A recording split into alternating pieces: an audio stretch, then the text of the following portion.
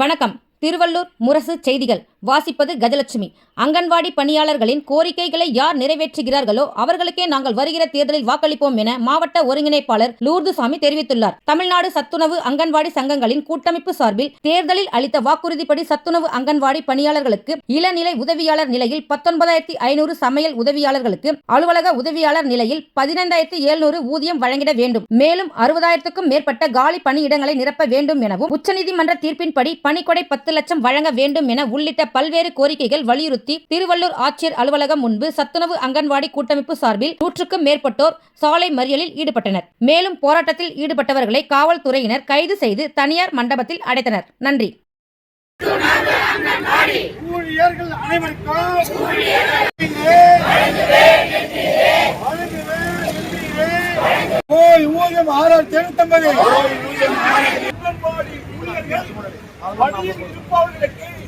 எந்த விதமான ஊதிய உயர்வும் அளிக்கப்படவில்லை.